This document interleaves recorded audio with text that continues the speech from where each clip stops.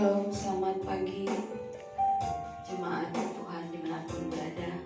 Pagi hari ini kita segera mulaikan persekutuan doa kita.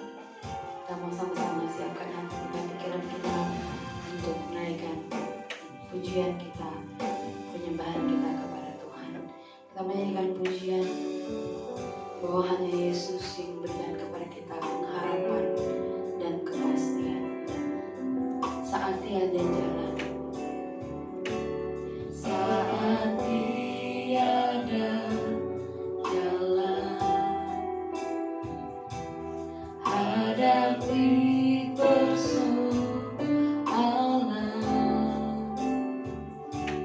Yesus ada di sana dan memberiku jawaban. Pahitnya kenyataan dan tak mampu bertahan, Yesus ada di sana dan memberiku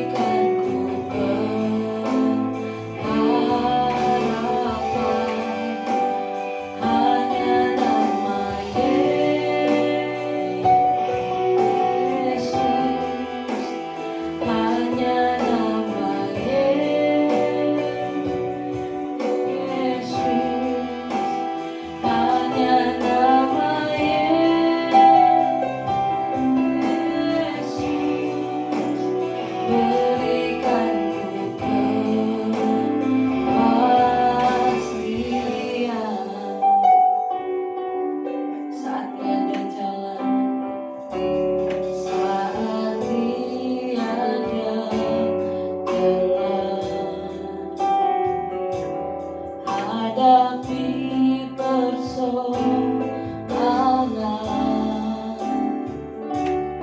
Yesus ada di sana dan memberiku jawaban. Pahitnya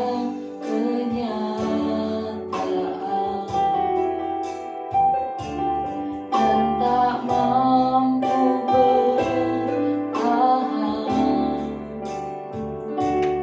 Yesus ada di sana dan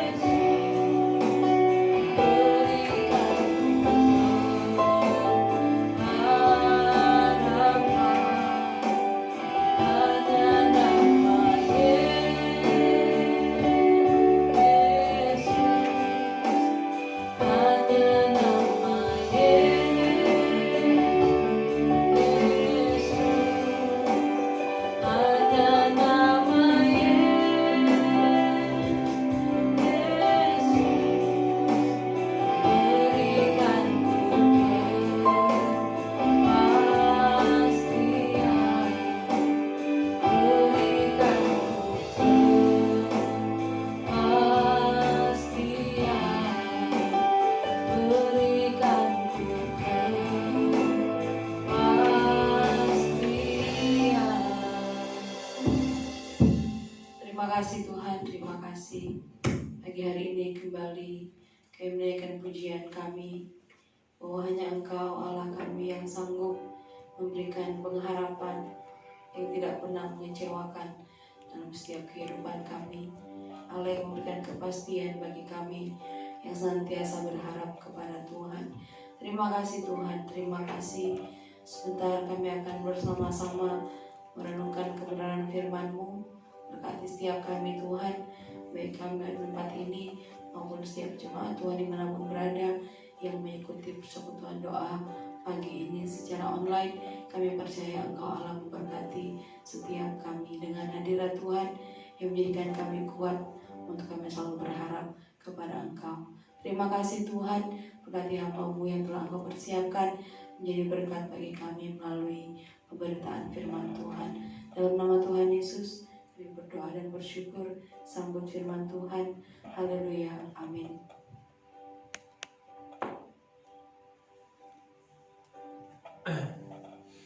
Puji Tuhan, selamat pagi Bapak Ibu yang terkasih dalam nama Tuhan Yesus. Kita bersyukur buat kebaikan Tuhan pada kita pada pagi hari ini.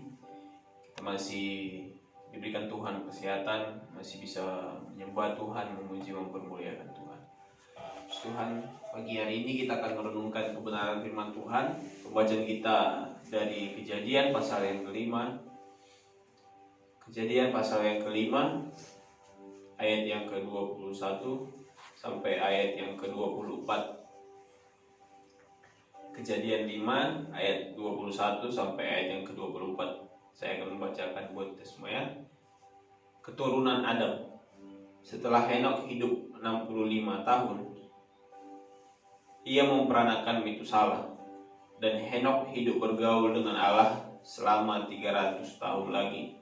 Setelah ia memperanakan Metusala, dan ia memperanakan anak laki-laki dan perempuan. Jadi Henokh mencapai umur 365 tahun.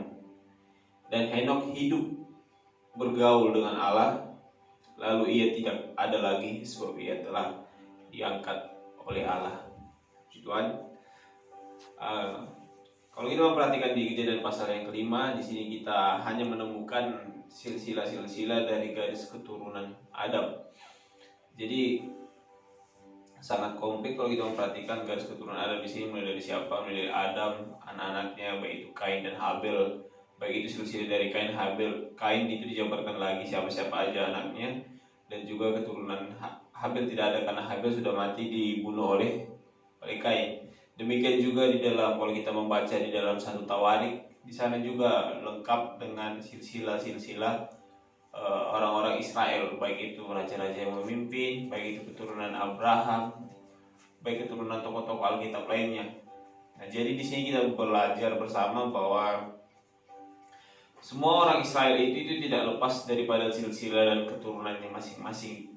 Jadi ketika kita membaca pun kita mengerti, maksudnya kita mengerti dan memahami setiap kejadian dan setiap peristiwa-peristiwa yang terjadi dari keturunan tokoh-tokoh di Alkitab. Nah, sama seperti suku Batak, suku saya sendiri, itu sangat komplit dan lengkap dengan silsilah-silsilah keturunannya, riwayat-riwayat keturunannya. Sampai mungkin saya farm yang Nainggolan, itu nanti ada silsilah, misalnya saya garis keturunan Nainggolan dari nenek moyang saya, dari misalnya dari garis keturunan yang ke-18, itu ada semuanya. Nah, demikian dengan halnya orang Israel, mereka tidak bisa dilepaskan dari silsilah. Jadi sangat lengkap sekali. Tapi kita mempelajari bersama belajar dari silsilah ini apa? Kita belajar bagaimana kehidupan keturunan Adam. Kalau kita memperhatikan yang kita baca tadi di sana, yaitu ayat 23 dikatakan, jadi Henokh mencapai umur 365 tahun dan Henokh hidup bergaul dengan Allah, lalu ia tidak ada lagi sebab ia telah diangkat oleh Allah. Nah, salah satu garis keturunan Adam yang sangat, kalau kita memperhatikan di sini, yaitu kehidupan Henokh. Ternyata kehidupan Henokh itu berbanding terbalik daripada garis keturunan Kain, yaitu yang bernama Lamek. Kalau kita memperhatikan di pasal sebelumnya, di ayat Kejadian 4 ayat 23 di sana dikatakan, berkatalah Lamek kepada dua istrinya itu, Ada dan Zila. Dengarkanlah suaraku, hai istri-istri Lamek, pasanglah telingamu kepada perkataanku ini. Aku telah membunuh seorang laki-laki karena ia melukai aku, membunuh seorang muda karena ia memukul aku sampai bengkak. Sebab jika Kain harus dibalaskan 7 kali lipat, maka Lamek 70 kali lipat. Ada suatu perbedaan yang cukup kontras antara dari anak yang dilahirkan oleh Kain ini daripada keturunan Henokh. Kalau dikatakan di sana, Lamek dikatakan dia melakukan sesuatu hal yang tidak disukai oleh Tuhan. Dia bahkan sama mengikuti apa yang dilakukan oleh Kain nenek moyangnya. Dia sama-sama melakukan sebuah pembunuhan. Nah, sedangkan Henokh di sana dikatakan dia melakukan apa dia lakukan? Dia bergaul karib sama Tuhan. Nah, poin apa yang perlu kita dapatkan pada pagi hari ini? Ini sangat penting untuk kita dan sangat penting untuk keluarga kita dan garis keturunan kita atau generasi kita berikutnya. Ternyata kalau kita belajar, dosa yang tidak pernah kita bereskan sama Tuhan, dosa sekecil apapun, dosa masalah apapun itu akan menjadi sebuah hal yang tidak baik untuk keturunan kita. Sama seperti Kain. Ketika Kain dia tidak melakukan pemberesan sama Tuhan, ketika dia tidak menyelesaikan segala dosa-dosa yang dia perbuat, ketika dia tidak menyesali setiap dosa-dosa, kita perhatikan di sana adalah anak yang bernama Lamek. Nah, bahkan Lamek dikatakan di sana dia pun melakukan pembunuhan. Bahkan dikatakan juga bagaimana hukuman yang harus diterima Lamek itu lebih besar daripada hukuman yang diterima daripada Kain. Nah, jadi berbanding sama Henokh, kalau kita perhatikan, Henokh dikatakan di sana dia bergaul karib dengan Tuhan. Sepanjang hidupnya dia bergaul karib dengan Tuhan sampai apa? Sampai dia diangkat oleh Tuhan. Nah, jadi ada dua tokoh Alkitab yang kita pelajari pagi hari ini yang untuk kita renungkan bersama-sama. Lamek di sana dikatakan dia melakukan kejahatan, yaitu dia juga melakukan pembunuhan sama seperti yang dilakukan Kain. Dan tidak ada damai sejahtera yang dihadapi, yang dimiliki oleh Kain setelah dia membunuh saudaranya sendiri. Artinya tidak ada ketenangan, tidak ada damai sejahtera, bahkan kegelisahan yang dia dapati. Padahal Tuhan sendiri sudah mengatakan tidak bersuka cita engkau Kain ketika kamu melakukan yang baik. Nah, sedangkan di sini Lamek pun menghadapi yang sama, ya kan? Sampai dia mengatakan, sebab jika Kain harus dibalaskan 7 kali lipat, maka Lamek 70 kali lipat. Berarti kita bisa memperhatikan di sini setiap pelanggaran dan dosa yang dilakukan jika tidak kita bereskan. Pada di dalam Yohanes 1:9 dikatakan kan, ketika kita mengaku dosa kita, maka Ia adalah setia dan adil. Kasih Allah akan selalu dicurahkan bagi kita, tapi ingat bahwa hukuman yang Tuhan berikan itu akan kita terima. Itu konsekuensi. Sama seperti yang dihadapi oleh Daud sendiri. Hanya Daud memikirkan bagaimana dia untuk roh Allah yang dalam kehidupannya tidak diambil oleh Tuhan, karena dia menyadari betapa pentingnya di dalam kehidupannya Daud untuk memimpin bangsanya. Tanpa roh Tuhan dia tidak akan ada apa-apanya. Daud tidak meminta bagaimana ketika dia sadar akan dosa-dosanya, dia tidak meminta kepada Tuhan supaya tahtanya tidak diambil, supaya kekuasaannya tidak diambil daripada Daud, dan supaya kekuasaan dan juga hartanya tidak diambil. Tapi apa yang dikatakan Daud? Jangan ambil rohmu yang kudus dari kehidupanku. Karena Daud mengerti benar bagaimana hidup orang-orang yang dipimpin tanpa roh Tuhan. Nah, demikianlah pada pagi hari ini, sama seperti di dalam kehidupan Henokh, kita belajar bersama-sama, dan juga di dalam hidup kita sendiri, baik kita sebagai orang tua, baik kita sebagai anak pun menyadari bahwa betapa pentingnya hidup yang bergaul dengan Tuhan. Dalam artian bergaul ini, kita memiliki hubungan yang dekat sama Tuhan, ya kan, seperti seorang bapa dan anak. Nah, jadi jangan kita seperti masa-masa hidup kita lakukan seperti Lamek, ya kan. Tidak ada putusnya tentang bagaimana mereka melakukan pembunuhan di dalam kehidupannya. Tapi kalau kita melihat Henokh, dia melakukan hal yang benar di hadapan Tuhan, sampai di dalam hidupnya hanya 2 tokoh Alkitab yang diangkat oleh Tuhan. Yang pertama Henokh, ya kan, Henokh diangkat oleh Tuhan, dan juga Elia. Nah, Dari sini kita belajar bersama-sama karena apa? Hubungan yang dekat sama Tuhan, pergaulan yang dekat sama Tuhan, itu akan membuat kita semakin orang-orang yang hebat. Hebat karena apa? Karena Tuhan yang memimpin kita. Ada banyak tokoh dalam kitab.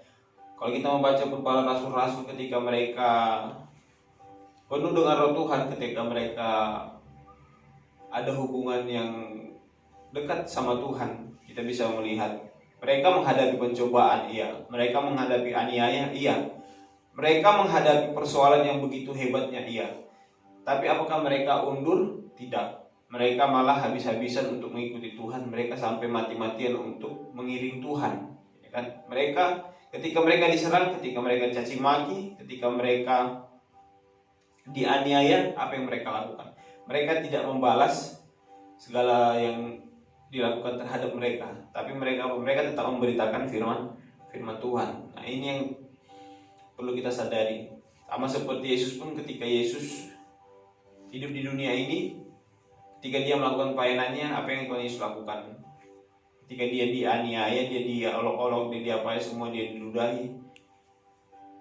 Bisa saja Yesus sebenarnya untuk melawan semuanya itu.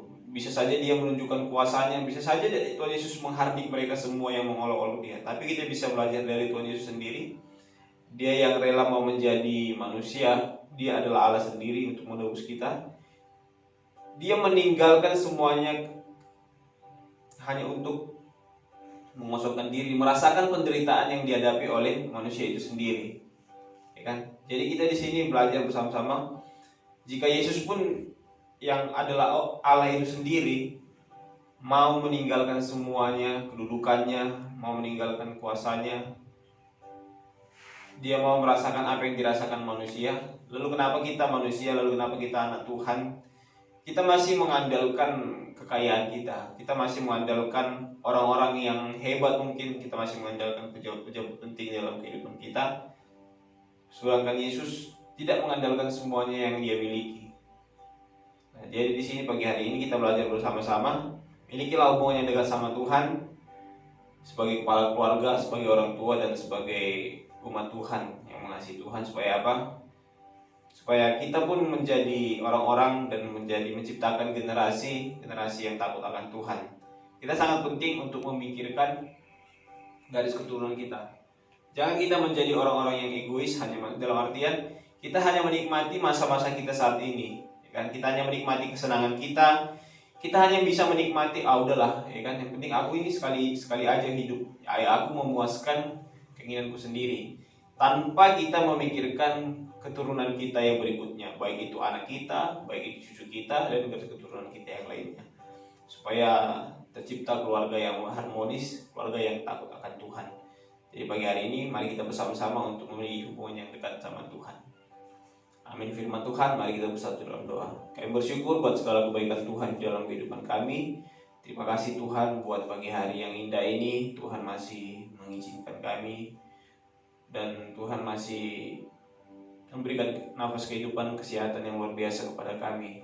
Ajarkan kami untuk selalu memiliki hubungan yang intim kepadamu Tuhan, agar kami menikmati setiap kasih-Mu yang begitu besar. Terima kasih Tuhan Yesus. Pagi hari ini kami berdoa buat jemaat Tuhan. Tuhan memberkati mereka yang mungkin dalam keadaan sakit dan mengalami lemah tubuh.